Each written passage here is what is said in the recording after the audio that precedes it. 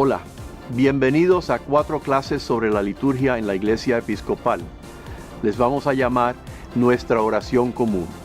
Yo soy el Padre Juan Oliver. Nos encontramos en el monasterio español que da lugar a la parroquia de San Bernardo de Carvajal de la diócesis sureste de la Florida de la Iglesia Episcopal. Vamos a estudiar durante estas clases 4 aspectos de la Iglesia y su liturgia. La primera será sobre la Iglesia y propiamente los principios de la Santa Eucaristía. En la segunda continuaremos con la Eucaristía y comenzaremos a estudiar otras liturgias. En la cuarta, el tiempo sagrado y los significados de la liturgia. A través de estas 4 vamos a estar refiriéndonos al libro de oración común, que es el texto oficial de las liturgias de la Iglesia Episcopal. Hoy comenzamos con el concepto de lo que es la Iglesia, porque vamos a estudiar la liturgia de la Iglesia. También miraremos la definición de lo que es la liturgia. Estudiaremos la Santa Eucaristía para ver cómo se estructura, pues es la principal liturgia de nuestra Iglesia. Primera clase entonces, la Iglesia y su liturgia. Como la liturgia es la liturgia de la Iglesia, es conveniente comenzar mirando la Iglesia y preguntándonos ¿qué es la Iglesia? La Iglesia es una comunidad de personas. El Nuevo Testamento describe la Iglesia siempre como ciudad, pueblo, familia, casa.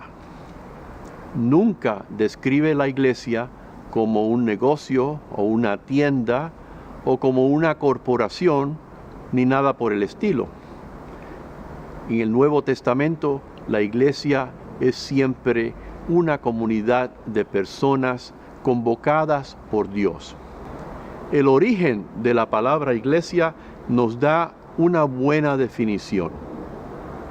En la antigua Grecia se convocaba a los representantes del pueblo para tomar decisiones. A esta asamblea de representantes se le llamaba eclesía.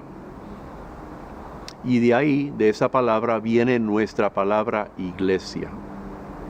Eclesía significa los llamados. Y el Nuevo Testamento usa la misma palabra, eclesía, para referirse a la comunidad que Dios ha llamado juntos, los cristianos. La iglesia, entonces, es la asamblea de los que hemos sido llamados por Dios o convocados a una reunión. La iglesia somos nosotros, todos sus miembros, y no solamente el clero.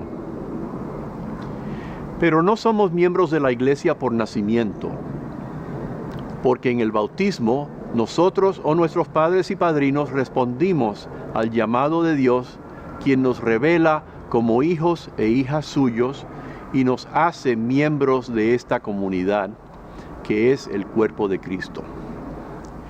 ¿Para qué nos reúne Dios? Para formarnos como su pueblo, para enviarnos al mundo a llevar a cabo su misión y por tanto nuestra misión como iglesia, que consiste de reconciliar a unos con otros y con Dios. Dios se quiere unir a nosotros y unirnos a nosotros en un nuevo mundo de justicia, paz y amor. Los evangelios llaman este mundo nuevo el reino de Dios.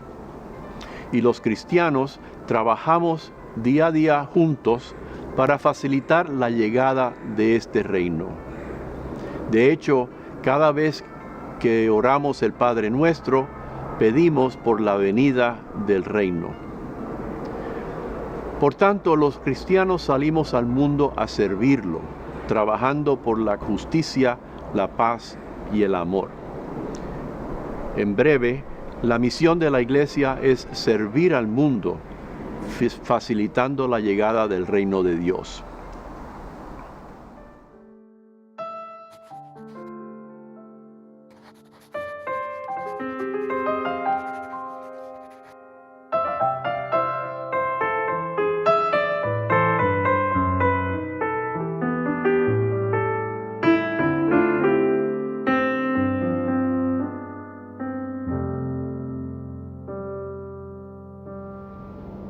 Ahora bien, ¿qué es liturgia? Esta comunidad o asamblea que llamamos la iglesia tiene una liturgia. ¿Qué quiere decir eso? En la antigua Grecia, los ciudadanos tenían la responsabilidad de prestarle servicios a la comunidad. Por ejemplo, pavimentando una carretera o construyendo un puente. Este era el significado original de la palabra liturgia o liturgia.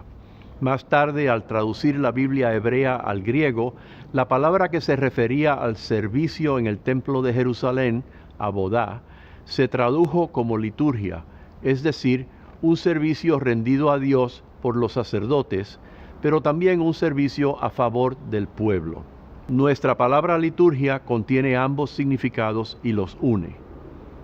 Nuestro servicio a Dios como iglesia está ligado a nuestro servicio al mundo.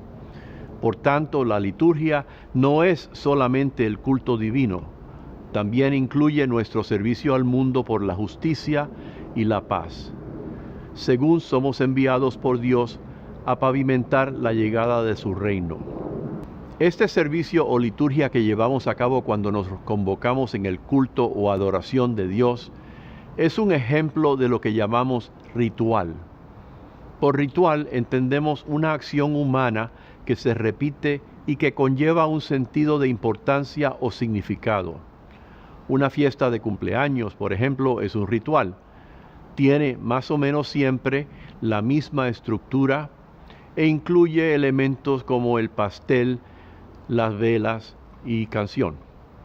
Otro ejemplo de ritual son los deportes y hasta las costumbres de una familia, por ejemplo, ir a cenar a casa de la abuela todos los domingos. Todos los seres humanos tenemos rituales en nuestras vidas y todos estos rituales tienen este aspecto de repetición y de ser significativos para los que los usamos. Como comunidad cristiana, nosotros también tenemos nuestros rituales, desde los más personales e individuales, como orar antes de acostarnos, por ejemplo, o dar gracias a Dios antes de comer, hasta los más comunitarios, reunirnos los domingos para celebrar la Santa Eucaristía. Cuando hablamos de liturgia, por tanto, nos referimos a los rituales de la comunidad de cristianos, de la iglesia. La liturgia consiste de los ritos de la iglesia como pueblo de Dios en Cristo. Pero a diferencia de otros rituales como los deportes, la liturgia cristiana consiste de ritos sagrados. Es decir, la liturgia facilita y expresa nuestra relación con lo sagrado y específicamente con Dios. Los seres humanos tenemos experiencias de lo sagrado o trascendental que varían mucho, desde una experiencia sagrada personal e individual, digamos de un atardecer, hasta una experiencia comunitaria de la presencia de Dios entre nosotros. La palabra sagrado viene del concepto de poner aparte. Lo sagrado es algo diferente, puesto aparte, especial, de supremo significado. Como comunidad convocada por Dios, por tanto, nosotros delineamos o ponemos aparte una actividad, la liturgia, en un lugar sagrado y en un día y hora sagrados. El lugar puede ser dedicado a esto exclusivamente, un edificio de la iglesia con altar, bancas, etc. O bien puede ser un lugar temporero, como por ejemplo el círculo que forma un grupo de jóvenes al celebrar una Eucaristía en la playa. Permanente o temporero, el lugar de la liturgia define nuestra acción y la facilita.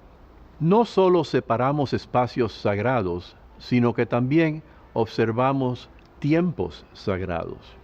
Para nosotros los cristianos, el tiempo sagrado tiene dimensiones anuales, semanales y diarias. El día principal para la celebración de la Eucaristía es el domingo, pues es el primer día de la creación, el día de la resurrección de Cristo y el octavo día de la semana, el día en que vivimos ya lo que todavía no se ha dado, la venida del reino de Dios entre nosotros. Por eso dicen algunos teólogos que la Eucaristía es como un ensayo de cómo vivir juntos en el reino de Dios. En una clase próxima miraremos más de cerca el tiempo sagrado de los cristianos. Para resumir, Dios nos llama y nos convoca como iglesia para enviarnos a llevar a cabo su misión en el mundo. Por tanto, nos reunimos como iglesia en un lugar y día específico y nuestra reunión es un servicio o liturgia tanto a Dios como al mundo.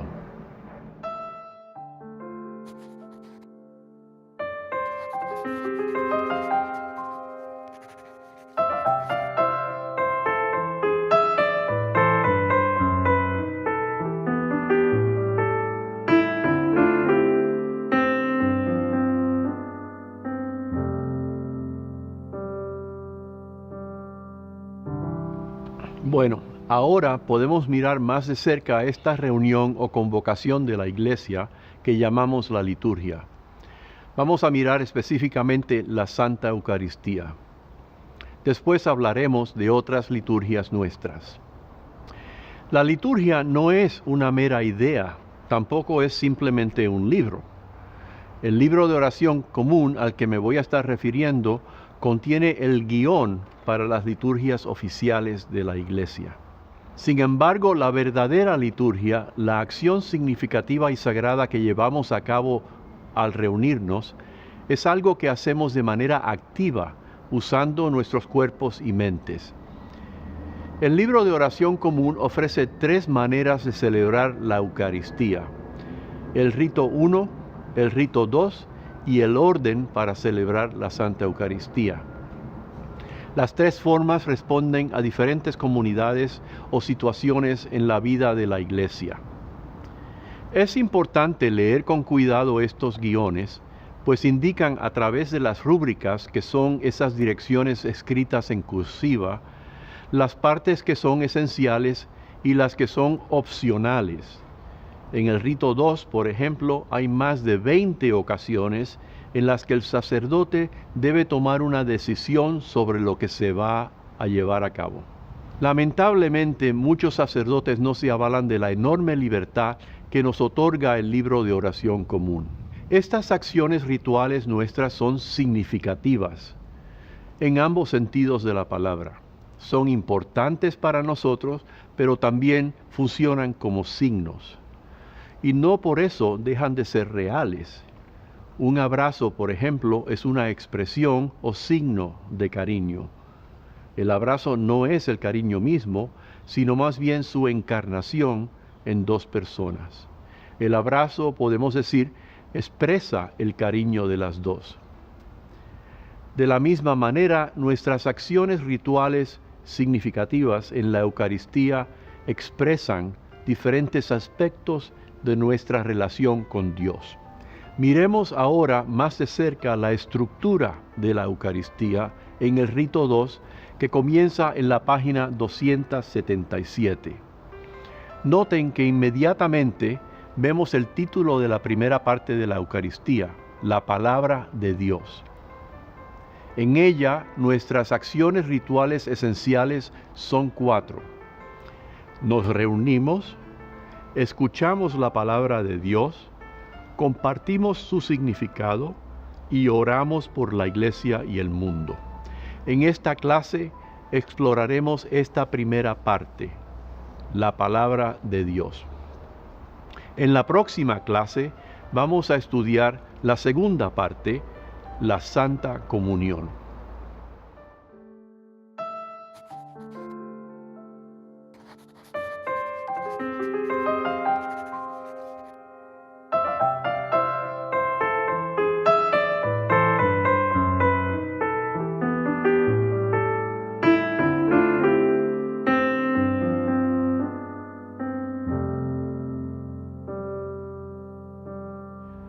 La primera acción que hacemos en la Eucaristía es reunirnos. Refiéranse por favor a las páginas 277 a la 279.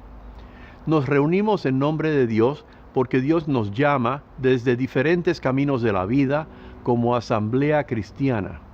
Venimos de diferentes vecindarios, diferentes unos de otros, unos ricos, otros pobres, unos con poca preparación, otros con mucha, hombres, mujeres, niños, en fin, gente de todos tipos, y nos reunimos llamados por Dios.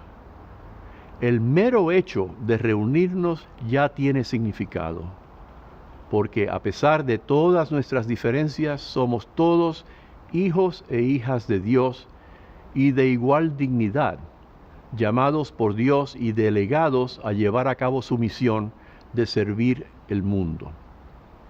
Por eso, en la iglesia generalmente no tenemos puestos de distinción o lugares especiales para tal o cual persona, excepto los necesarios para que el pueblo pueda ver y oírlo todo. El reunirnos es ya signo de la venida del reino de Dios, en el que no habrá diferencia entre hombres y mujeres, esclavos y libres, judíos y gentiles. Somos, en cierto sentido, los retoños o primeros frutos del reino de Dios. Mirando esa parte más detenidamente, podemos preguntar, ¿cómo nos reunimos? ¿En filas mirando en la misma dirección o en círculo mirándonos unos a otros? Si ya estamos reunidos en un retiro, por ejemplo, podemos llegar todos más o menos a la misma hora. En este caso, la acción ritual de reunirnos puede ser muy sencilla. Una aclamación, bendito sea Dios y bendito sea su reino, u otra según la temporada, en la página 277. Un canto de alabanza, gloria a Dios, o pueden ser otros, en la página 278. La oración colecta del día en la página 179. Eso es todo. Entonces procedemos inmediatamente a la primera lectura.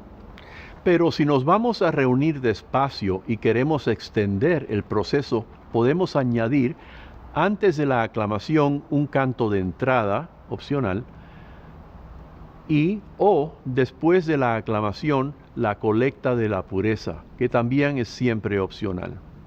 Noten que el canto de entrada y la colecta de la pureza son opcionales.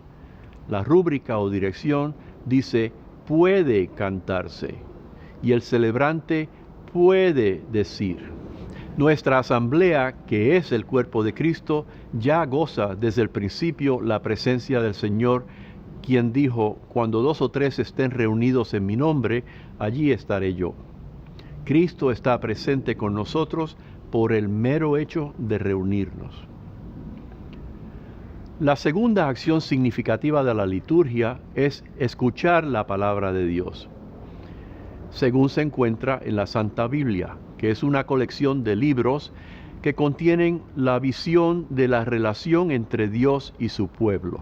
Escuchamos primero un pasaje del Antiguo Testamento y respondemos cantando un salmo, pues los salmos eran el himnario de los judíos y es preferible siempre cantarlos. Entonces, posiblemente escuchamos una segunda lectura, esta vez del Nuevo Testamento, y podemos cantar otro himno. Los lectores de la primera y segunda lectura deben ser siempre personas laicas. Finalmente, el diácono o a falta de diácono, el sacerdote, proclama un pasaje de los 4 evangelios. Generalmente la primera lectura está relacionada de alguna manera con el pasaje del evangelio. Se puede llevar el libro de los evangelios en procesión solemne a un lugar central para oír mejor su lectura. O en un lugar pequeño se puede proclamar desde el mismo lugar que las otras lecturas. El libro puede ser acompañado con velas e incienso como señales de honor. La selección de lecturas en la Eucaristía no es al gusto del o de la sacerdote, sino que están asignadas semana por semana en el leccionario una lista de lecturas en un ciclo de 3 años. La Iglesia Episcopal usa el leccionario común revisado, en unión con las iglesias católica romana, luterana, metodista y otras. Así, las lecturas que escuchamos los domingos también han sido escuchadas por otros cristianos en otras denominaciones. Nuestra tercera acción significativa en la Eucaristía es compartir el significado de la palabra para nosotros. Generalmente esto toma la forma de una homilía o sermón que siempre deberá ser sobre las lecturas que se han proclamado. Sin embargo, también podemos explorar el significado de estas lecturas de otras maneras. Podemos invitar al pueblo que comparta alguna experiencia que le vino a la mente al oír la palabra o el sermón. O le podemos invitar a que dialogue con el predicador sobre las lecturas, siempre con la pregunta: ¿qué significa esto para nosotros aquí hoy? Después, los domingos y fiestas mayores sigue inmediatamente el credo niceno. El credo no suena como el resto de la liturgia porque fue escrito para excluir a los que pensaban de manera diferente. No es una oración. Su tono es filosófico y no como de oración. No es cierto que en la Eucaristía el credo es nuestra principal profesión de fe, pues no se incluyó en la liturgia hasta el siglo X.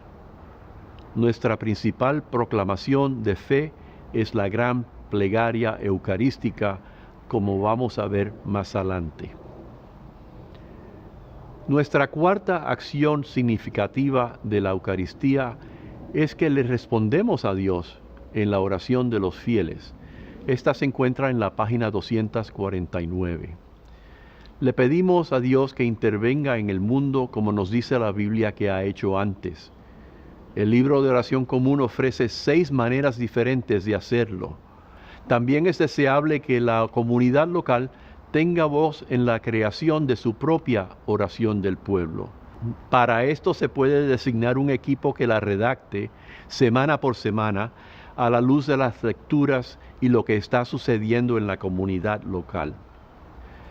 Las rúbricas en la página 249 indican cuáles áreas se deben incluir. Los diáconos tienen siempre la responsabilidad especial de facilitar esto. Entonces confesamos nuestros pecados. En tiempos de la Reforma Anglicana en el siglo XVI, existía ya en la Misa Católica la confesión de pecado.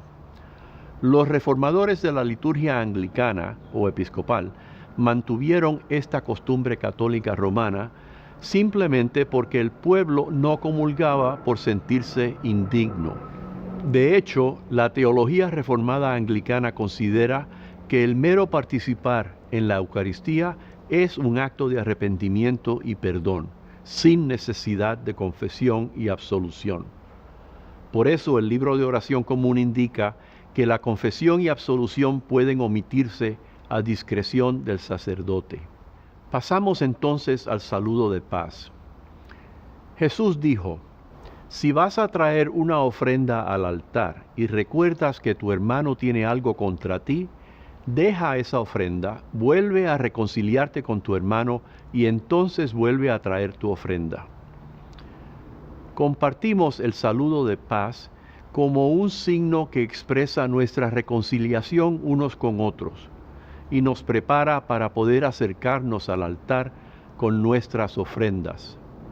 Además, el saludo de paz es el eje entre la primera parte de la Santa Eucaristía y la segunda, la Santa Comunión, que vamos a explorar en la próxima clase. Bueno, no quiero ser yo el único que hable. Les invito a conversar ahora sobre su experiencia personal de la liturgia de la Iglesia Episcopal con estas consideraciones. Primero, en su experiencia, ¿cuál es la diferencia para usted entre orar sola y orar juntos? Segunda, si liturgia quiere decir servicio a Dios en el culto y también servicio al mundo, ¿en qué momento de la palabra de Dios se ve claro que nos preocupan las necesidades del mundo? Tercera, examine el libro de oración común desde la página 277 a la 283. Note las direcciones en cursiva. ¿Cuáles de esas direcciones indican que la acción es opcional? Compartan esos ejemplos. Cuarta, en unos minutos haga una lista de peticiones que usted haría si estuviera escribiendo la oración de los fieles. Compártala. Gracias por su atención. Nos vemos en la próxima clase cuando vamos a examinar la segunda parte de la Eucaristía y los elementos de la liturgia.